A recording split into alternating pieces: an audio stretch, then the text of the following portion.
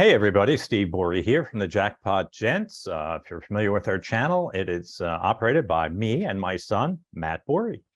How's it going, everybody? And today we have joining us a very special guest. He's on all the time, Josh O'Connell from KnowYourSlots.com. How you doing today, Josh? I'm doing very well. Thanks for having me back. Always a pleasure. And today we're going to go over a group of questions that we always seem to get, and it's all based on the slot machine boogeyman, the RNG. So everybody always has all these questions and conspiracy theories about the RNG, or random number generator. So we're going to just, I guess, go over some facts and some myths and all that. I know we have a list of questions here, but I wanted to throw this in first. Perhaps, Josh, can you explain what the random number generator is, number one? Absolutely. So we'll shorthand it RNG from here on, but the random number generator is sort of the secret sauce of a Vegas style slot machine. So if you think about how a game works, you push the button, the reels spin, they come to a stop, and that's how you know what you won. The random number generator is what's under the hood, ultimately making the final call of what you're going to get, whether it's a win or a loss. And it's determined based on the press of the starting of the spin. So when you hit that button, effectively, you've made your wager. The random number generator, which is going through the machine through hundreds and thousands of numbers per second, right? So it's got, actually, Nevada has a minimum requirement of how fast it's going. So it has to be at least that fast, generally faster. And so basically it's at that exact moment you hit the button that determines what the outcome of the spin will be. Now, the RNG can be determined based on the total outcome. It can be based on each reel. So it could, like, say, stop on space 31 of reel 1, stop on space 2 of reel 2, right? So there's different ways that they can handle it, but ultimately it's determining the outcome of the spin. And so that's what it's for. If you think about other types of games that are out there, sometimes people have seen bingo machines, especially in places like Oklahoma. You might see, like, in Washington or New York, more like the pull tab or scratcher style. Those are outcomes happening outside of the machine. So they do not use RNGs. They're very different. So when I say a Vegas style slot, it's traditionally what you would find in Las Vegas, Atlantic City, commercial markets where they're using traditional slot machines. And that's what's inside the machine determining the outcome. Now, I guess I'm going to tackle the question that we get most often. Is people will say, oh, it's not really an RNG, it's not truly random, it's a pseudo random number generator, so which is actually true. So do you want to hop in? What are your thoughts on this one? So it's not truly random in part because it's human created, right? So it's an algorithm. So anything that's human created is not technically random, but it's pseudo random. So that's a fair thing to say. But also, some people think because it's random, like, anything should happen. But, like, I always point out the example, there was a game in the casinos called 100 or Nothing. So you would hit the spin, you would spend $1, and either you would win $100 or you win nothing.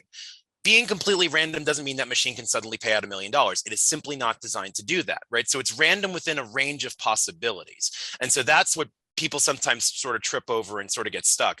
It's not so random that it can do anything it wants. It's still choosing between a set number of options. And that set number of options, when you add them all up, determine a payback percentage, right? So if you have 1 million different choices that cost $1, and if every single one was hit, you would get paid back $900,000. That payback is 90%, right? So 90% of the money will be returned over time. So that's how the casino makes their money, right? So there's that set of possibilities. So it's definitely not completely random. It's random within a set of ranges, and it's random within how it's designed. But for the purposes of a fair game, that, like, any outcome is possible on any spin, which is required under many regulations, it's good enough. And that's why it's built in that way. Yeah, the example I always use is when people are saying, oh, how can a slot machine have a set payback and be random? The example I use is, I feel like this is the most basic way to explain it, is if you have 100 balls, right? 90 of them are red. Also, let me use a different number because you already did 90%. Say 95 of them are red and 5 of them are white, right? As long as you're mixing that together before you take a ball, you're always going to have a 95% chance of pulling a red ball. I think that's the color I said for 95. Mm-hmm. So it's always going to be 95%. It's still going to be random as long as you shake it up or mix it, whatever you're doing to mix, that's the random element. It's the same thing. That's what the RNG is doing. Is the RNG is the shaking or the mixing of the balls, and then you hit that spin button is the same as you reaching in and grabbing one. So it can still be random and still have a set payback. It's like you said, it's you can't have something at 100 or nothing and pay back $1 million suddenly. it's designed to work a certain way, but it can still be random inside those sets of parameters or what have you. Yep. And when you look at the design of a slot machine, it's certainly designed to have the opportunity. You can get a hand pay on a spin, right? And the next 20 spins, you can get nothing, or you can get 5 spins where you make half your money back, right? Like there's all sorts of different things that are going on inside. It's just, these machines are designed to hit their goal over hundreds of thousands of spins. And, it's really just requires the patience of the casino, because they will eventually get there if they sit on a casino floor long enough. So, it may seem like, you had a tough run of it and you want to blame the casino for, manipulating it, whatever the case may be, or that machine just hit a jackpot, it can't jackpot again. It certainly can. The same likelihood of that jackpot happening again is the same as when it happened the time before. So, it's just, it's complicated math. Sometimes it's above even my head and other people's heads, right? But rest assured, it's designed to work in a certain way. And if it's not working the way it's supposed to, that game will be taken off the casino floor and examined to understand why. In either direction, they want the game to be fair. Now I have some thoughts here. I want to go back a little bit, maybe Sure. to give people a better understanding of how slot machines evolve, because originally you had 3 reels on there, and you had the symbols on each reel, and people would pull a handle, and then it would stop. So let's say it was 10 stops on each reel. Sure. So one said jackpot on each reel. So you had a 1 in 10 chance on each reel to get. So if you want to line up the jackpot, it was a 1 in 10 times 10 is 100, times 10 is 1,000. So you had a 1 in 1,000 chance of lining up the reels for the jackpots. But what happens is eventually it limited the amount of money that could be paid out. So slot manufacturers wanted to increase this. They wanted to be able to offer bigger jackpots. So eventually, and I think on most modern slot, is it 22 stops on a reel?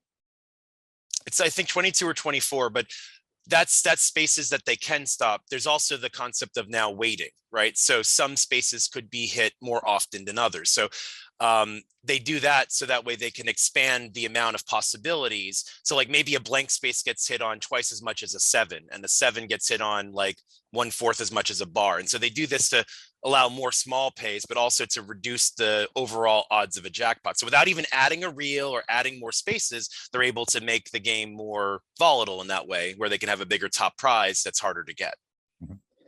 All right, so let's say it was 22. So they were limited 22 times 22 times 22, whatever that number is. That was the maximum amount it could pay. Yep. So then somewhere this guy, was it Telnays, came up with this patent for the virtual reel. Yep. So when you're looking at a slot machine, you will only see 22 stops in the reel, but there are actually a lot more, because they're virtual reels. There could be hundreds, there could be thousands of stops in those reels. And that's what allows these manufacturers to offer these giant jackpots. And the bigger the jackpot, the more stops in the reels. So, Exactly. So what you see there is not what's actually physically limited on the machine. So now it's the random number generator that tells those reels where they should stop, right? Exactly. And in the case of the random number generator, when you have this virtual reel, you might have, let's say, 50 spaces as opposed to the 22, just to give a nice round number, right? So the random number will choose between 1 and 50, and that'll be the stop it has, and it'll map that to whatever stop on the actual physical reel it is. So like, say the space is 1, 2, and 3, and then the bar is 4, 5, and then another space 6, 7 is 7, and so on and so forth, right? So it'll look at the virtual reel, move it where it is on the physical reel spot, and that's where it will stop. But the RNG is ultimately still determining like where it's going to stop at the time you place your wager. That's the number that it goes to. And by place your wager, you mean hit the spin button, right? Exactly right. That's when you hit the spin button, you are effectively making your bet, and that's what's determining everything that happens beyond that. Now, what about those people who try and stop the reels early? They say, well, I see these combinations coming by, and I'm going to use my skill. When I see it, I'm going to push the button and stop it on a winner. So slots are not skill games in any way, shape, or form.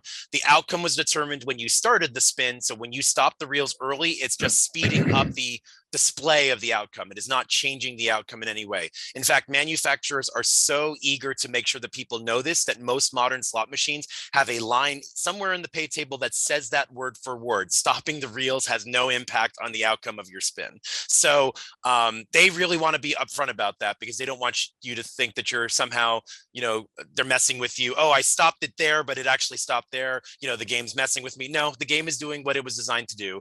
You just maybe misinterpreted a quick stop bonus as something that you somehow did. It was going to do that either way. Okay, now the question I have is, how exactly is an outcome determined? Like, is it reels first, or like is it just like when you press that button, is it saying, okay, this is what's coming on this reel, this reel, this reel, or is it just going to say, all right, I'm paying this, I'm going to spin or pay $3 on this spin, figure out what we need to put there to make it $3? So what I've learned over time is there's not one specific way necessarily that every company does it. And so that was sort of one of the interesting learnings. If you pay enough attention to what's going on in conversations about RNG, it almost always sounds like it all works the same, and it really doesn't. There are different ways that this can be handled. So for instance, I've seen the Wizard of Odds, Michael Shackelford, talking about how each reel, it determines like with which stop of each reel. So it's sort of doing 5 different determinations to determine what the 5 reels are. I've also spoken to companies that had taken what they call a prize first approach. So the RNG, there's like, imagine one giant reel behind the scenes with all the different prize outcomes, like $0, $1, $1 million, whatever the case may be. And whatever prize the RNG stops on when you place your wager, it will then show an outcome on the reels that matches that prize. That seems to be more common with companies that started out as a bingo company, where the determination came from outside the machine. It would report back, hey, you won $5 on bingo, and it needed to show on the reel something that showed a $5 win, right? So kind of you leveraging their knowledge of how that sort of model works and turning it into a Vegas style slot. So there are different ways that it happens, but it all still comes down to that RNG. The RNG is sort of the be all and end all inside the machines, and it's really what the regulations are written around. So however way that they handle the RNG, it ultimately still comes down to, it will determine whether you're a winner or a loser. It just depends on whether it's determining it based on where the reels stop or whether the prize that was chosen. Now, what about, because I know through the years I would get questions about Wheel of Fortune. And people would say, when I push the spin button, and then I get the bonus to spin the Wheel of Fortune. So they always wondered, well, does the random number generator give the result for both, or does it go to a second random number generator when you're going to spin the wheel? And it could apply in Wheel of Fortune could apply in any other game. So when you push that button, if it knows you're going to the bonus round, does it also pick the result for the bonus round, or are they 2 separate random number generators? Do you know anything on that? So let's talk about Wheel of Fortune specifically, since that's the example you cited, and then I'll go broader from there. With Wheel of Fortune, it is not determined until you hit the wheel spin button what the wheel outcome will be. So they've designed that to be sort of a separate thing that goes on, and so that's why there is a button press, right? Like they could just go, hey, you got to spin, and then spin that wheel, right? So that's usually a sign that sort of everything's linked together. But the fact that they put another spin on that initiation is generally a sign that they've set up something where that's important. So in Wheel of Fortune's case, when you get the spin icon and it says press the spin, it's the moment you press that spin button that the wheel value is determined. RNG based bonuses are pretty common. I just spoke to companies. Wait, I have a question about Wheel of Fortune before we move on. So now, one thing that I actually didn't know till somewhat recently, it shattered my childhood, is on the Wheel of Fortune, say that the wheel that it spins on the top has 20 symbols or 20 symbols, right? Do you have a 1 in 20 chance of hitting whatever that big number is? Oh no, just like the we talked about where they weighted the reels to give it the lesser chances of, but allowing for a bigger prize. It's the same thing on Wheel of Fortune. It is a weighted wheel. No, it's no wonder why you see like 20, 25, and 30 on the wheel, and you get the 20, 25, and 30 a hell of a lot more than you do like the 1,000, right? Like it's definitely weighted. But that allows them to have more frequent wheel spins. That's the trade-off, right? You get more chances to spin that wheel because they can weight the lower prizes and therefore, not give away too much money on it. So that's intentional, but it's part of the fun of it. But yeah, that 1,000 wedge or whatever it is, that top wedge is just harder to hit as a result of that. And then so by weighted wheel, you mean that like if you're looking physically at the wheel, there might be 20 stops on it. But say that by weighted wheel, you mean that there's really the RNG for that has, I don't know, maybe 1,000 stops, and just one of them is that high number or something like that. And then Could be something like that. Yeah, exactly. Like, the 20 could have 5 times as likelihood to stop as a 50, for instance. And so, yeah, it's similar to that virtual reel concept. It's a virtual wheel. So there's just more wedges. The wedges are not sized proportionally to how often they're going to hit. That's probably the best way to describe it. Gotcha. Okay, cool. But then zooming, so RNG based bonuses are definitely out there. I get questions a lot like, is the hold and spin on Lightning Link or the Fire Link bonus and Ultimate Fire Link driven by the RNG? The answer to both of those is absolutely yes. So when you're hitting that button to spin the reels, there is an RNG call going on to determine, are you going to get another ball? Where is it, and then it'll put it up on the screen and what the prize will be and that kind of thing. So, there's definitely a math model going on there. Now, are there also predetermined bonuses that it knows the prize up front? Well, the prize first games would definitely be that way because they're going to know what the prize is. And if they decide that, well, you won $10 and we're going to show that to you via way of a bonus, a free spins bonus, then they certainly can do that as well. You're not necessarily going to know walking up to a machine which is which. And reality is that because both versions are designed to pay back the casino money over time, it really ultimately won't matter in the long run either which type of bonus you're playing. But some people are just very superstitious.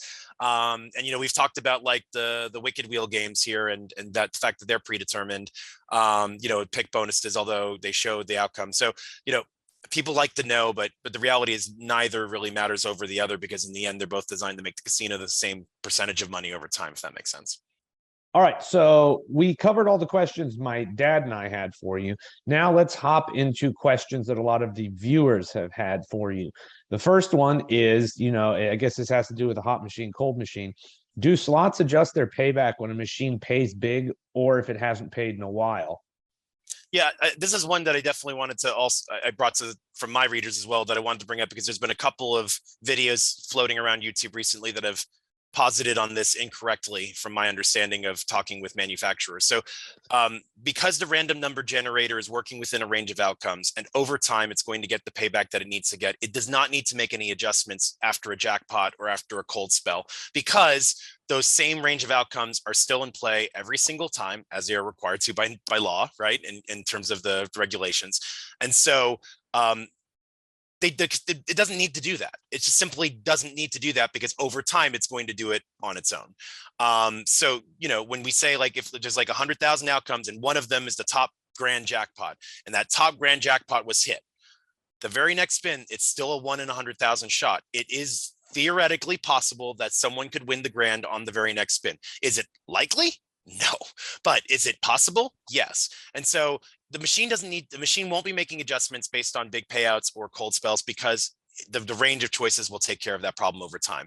Remember, the casino, as we said earlier, leaves that machine out through hundreds of thousands, millions of outcomes. You can do 500 spins an hour on a slot, so you can do the math about how that can add up over time, right? So it just needs to leave that machine out there long enough to do its work, and it will generally approach what the casino chose as its payback percentage. It doesn't need to do anything under the hood. It's not changing as a result of previous history.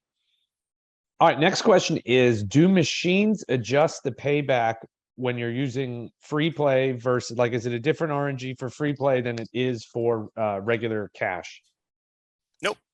Nope, it's the same RNG. So this is another thing that's been floating around from a couple of YouTubers that I think is important to address. And I've got a couple of very long posts on this on my site for people who really want to get into the weeds on this. But the casinos don't choose 2 RNG settings or 2 payback settings for cash versus free play. Part of what was brought up was it's accounted for differently, and it has to be. There are certain states that require reporting of how much free play has been redeemed. So there has to be a way to track it, which makes sense. It's also not cash going in the machine, so you just need to understand what's going in. But no, it's using the same set of outcomes. It's using the same payback percentage that's been selected by the casino. So if you aren't lucky on your free play, it's not because the casino is ratcheting down the payouts for that, or that it's in some state of limbo. I think that's the language that's been used by a couple of them. It's very simply just bad luck. There was a time when certain casinos would say, we'll give you a generous amount of free play, but you can only use those 5 machines over there. Now that's different because those 5 machines are probably set low, right? That's just they were set up purposely for that purpose. But if you're just walking up to any traditional slot machine that you could put cash in or you could put free play in, it's going to be the same payback percentage on either of those. It's not differentiating. And this I have confirmed with multiple manufacturers. They're not giving casinos a way to do those separately or differently. In fact, no one really, free play is such a small percentage of what goes into the machines. It's not significant enough to really worry about either, frankly. Now, I think a good example of what proves what you just said is if you get free play, a lot of times if you go to a casino, it sometimes if they have like a very rare, but if they have like 100% video poker machine, which does happen if you know how to play it, they won't let you use free play on that. Or if they have like a digital table game like Baccarat, digital blackjack, since those have such low house edges, they aren't going to allow you to use your free play on those machines either. So if they had a different RNG for your free play versus your cash, they wouldn't really restrict the machines you could use it on. You know, it would just be, they wouldn't care what the house edge on the game you were playing was if it had a different RNG for the free play. Yeah, I see sometimes casinos restrict wide area progressives for the cash, because I know that's just more complicated because it's not being paid out by the casino but by a different company. So I can understand why that. But like, I have won 2 royal flushes on free play. I have actually had more royal flushes on free play than I have on cash over the past couple of years. So if free play was really being sort of hurt that much, I'm like the luckiest son of a gun in the casino. I don't think that's the case. But you know, it's just one of those things that I think people think, oh, they use this money to drive us in, and then like they're going to short us on it, and that's not what's happening at all. It's like anything else that you put into the machine to get cash. It's all the same to the machine. Yeah, I mean, down here we even. Yep. Oh, go ahead. Go ahead.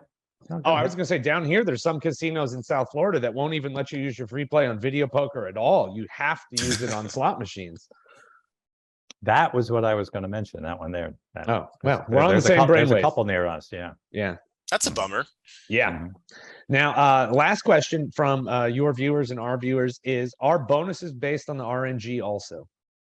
So we talked about that a little bit, but I'll just flesh this out a bit more. So many are. There are certain ways that you can sometimes tell, like with Wheel of Fortune, and hitting that button is a great example.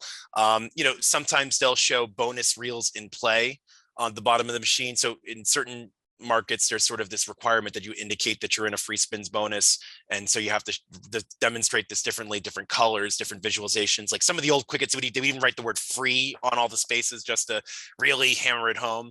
But yeah, so you can generally tell in those types of situations that it's RNG based. You know, pick bonuses we've talked about in the past here. There's generally a way to tell if it's a true pick or if it's predetermined. If they don't show you the other options, it's predetermined. If they do show you the other options, most of the time it is a true pick, but it's definitely on the record with every at this point that they show the other options even when it's predetermined.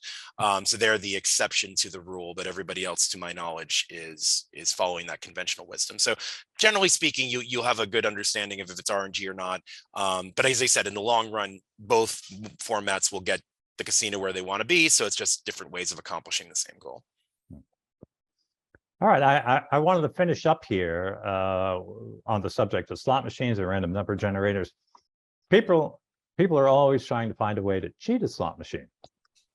And I'd written a story about 20 years ago, and people can Google it. I called it the world's greatest slot cheat. If you type that in Google, it'll pop up, and you'll see that I wrote it. It's on the American Casino Guide, which was our previous website. But it's out there. So it was a great story. It happened in 1995. This was the guy it was about a guy named Ronald Harris who worked for the Nevada Gaming Control Board. And he was in charge of going out to inspect the machines in the field. And what happened was there was a guy, I'll just sort of discuss it in here. There was a guy named Reed McNeil, and in January 1995, this guy went to Atlantic City, went to Bally's. He bought 10 Keno tickets, $10 each. The odds were 230,000 to 1 that he was going to win, and he won. He won $100,000. And they thought it was a little weird. The guy wasn't excited. He was just matter of fact about it. And they asked him for an ID, and he didn't have an ID, which was dumb. So they got more and more suspicious, and they went up to his room and they found all this computer equipment. and they found out that he was in the room with this other guy, Ronald Harris. So they wound up arresting this guy, and they arrested Ronald Harris when he got off the plane because he split right away. He went back to Las Vegas. So what happened then was they investigated this further, and Ronald Harris had access to the source code in these slot machines when he was predicting, because when they put these chips in the machine, they have to be approved, they have to be tested and approved. So as part of that process, he had access to it. And later on, he would go into the field, into the individual casinos, and test these chips in the machines to make sure that they were the approved chips that had been approved by the Nevada Gaming Control Board. So what he was doing, well, anyway, he pleaded guilty in New Jersey to attempted theft by deception in 1998. So, and then, but after he got arrested, he got fired from his job. He had worked there for 12 years. And then the Nevada Gaming Control Board started looking into it. So evidently what he was doing was he was rigging, he was also, besides this Keno jackpot, which he wasn't sure it was going to work. So I think his problem was he didn't think it was going to work, but it worked, and the guy won, and then he was stuck because he won the money. So they were EPROMs in the machines called EPROMs, erasable programmable read-only memory. So he would reprogram these chips so that, and he would send his friends into the casinos, and he did this. So like if they put in the coins in a certain sequence, if they put in like 8 coins, followed by 10 coins, followed by 4 coins, it would pay out a jackpot or whatever the sequence was. But he went in and he reprogrammed these. So anyway, besides the thing in New Jersey, he used his accomplices to collect $9,000 jackpot at Fitzgerald's in Reno, a $5,000 award at the Crystal Bay Club in North Lake Tahoe, and another unspecified amount at the Comstock in Reno. He was charged with rigging at least 24 jackpots throughout the state, and in September 1970 pleaded guilty to racketeering charges and was sentenced to 7 years. Wow. Yeah, Wait, you said 1970? 1997. Oh, okay. September 1997. Oh, okay. So I guess these could be tampered. Well, I think the Nevada Gaming Control Board put in more controls afterwards, so no one else I think could they do learned some something lessons. like this. One or two things that comes to mind here. There was a more recent example that some nefarious people got a hold of a certain model of aristocrat machine, and they were able to reverse engineer the RNG. And so they were able to, based on a phone app. So a player would go into a casino and they would hit spin, and they would do like a certain number of spins to test it out and sort of figure out where it was. And they were able to kind of figure out how to know when to push the button for a winning spin and losing spin. So remember, these are hand-built algorithms. So there are potential for human flaws or mistakes. Older algorithms tend to be less strong than newer ones. Security gets better over time. So, this sort of created a bit of a rush for casinos to take out certain types of aristocrat machines when they realized this particular one had been compromised. And so, there's certainly obviously the chance that these types of things can happen. But which I believe that is the reason why it's so hard for us to videotape in casinos now. I mean, that security's always Thanks, been one of the reasons brought up, right? So, Mhm. that certainly is a concern that they have. The other thing, though, is the flip side to that is, so that means that, a lot of this information is locked down. I see there's a guy that's in one particular forum that I frequent that constantly rails, they won't let us review the source code as players so if you make sure that these games are fair. Well, of course not, because if everybody could review the source code, things like what Steve just described would be very possible. Because once you know how these things are built and know everything that's under the hood, it's computer code. At a certain point, smart people figure out how to get around certain things. And so these are very, very locked down, very restricted. When the casino gets the chip, it's already encrypted. They can't make heads or tails of it. So one of the questions I always get, do casinos hack the machines to make them pay less than they're designed? They can't even get into the source code. It's all blocked up into something they can't even discern. So it's just, this is the type of security that slot machines go through just to keep it fair. Now while you're talking about that, you reminded me of another story. There was a Keno at Montreal Casino in Montreal, Canada. The guy went into the Keno lounge every day, and he'd look and he thought he saw a pattern in these numbers, and he bet the numbers and he won. He won a lot of money, and then they got suspicious and they investigated him. But it turned out the guy was fine. Evidently, it wasn't a 24-hour casino. And at night, they would shut off the Keno machine. And then the next day, they would turn it on and it would recycle some of the numbers from before, and nobody caught it. This guy caught it. But and after that, they changed it. So what I guess we'll go back to the initial seed point. Every time you turn it on, we'll go back to the initial seed point and just repeat, because it was using the same numbers over and over again. But this guy caught it. He won the money, and then he was fine. So yeah, I've heard that moving targets like date and time and things like that are used more often now to make sure that like if the machine was being turned off and turned on, you know, it would pull from today's day and time, which would force a different seed starting point than yesterday's date and time. So I think that's one of the ways that they've started to address those types of problems, is by having something more dynamic as their starting point. So it's interesting. These stories are out there, and the one you were talking about, I think, was the Russian mob. I had heard that. I think Wired magazine did a story, an extensive story on it. It was very good. But the only thing that I didn't understand about it was, we were talking and you said, you know, you got to do this 100,000 times a second.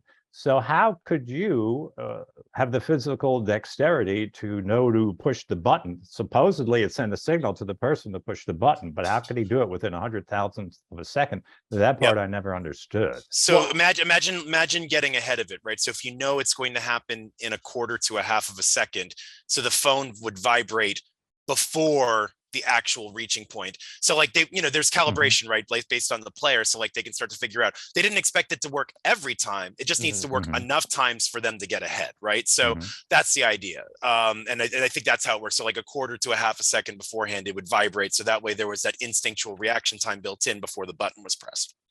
Yeah, that's what I had heard, is that what I had thought from the article I read was that they knew there was a set time where it would be a hot streak in the RNG, and they would just know to just mash the button for a set period of time. And that could be raise their chances of getting a higher paying symbol, is what I had thought it was. All right. Well, it's always a fascinating subject. And we always enjoy having you on the show. And again, Josh from knowyourslots.com. And how can people get more information about you? Yeah, so knowyourslots.com is where my article repository is. As we film this, I'm over 1,200 articles deep at this point, with information about casinos, slots, travel, comps, all sorts of things like that. I also maintain a social media presence on Twitter, Facebook, and Instagram. Know Your Slots, all one word. Josh, thank you very much for joining us. Always a pleasure. If you like the video, please give it a thumbs up, and don't forget to subscribe so you never miss out on any of our other great videos. Yeah, thanks for watching, and best wishes for good luck in the casinos.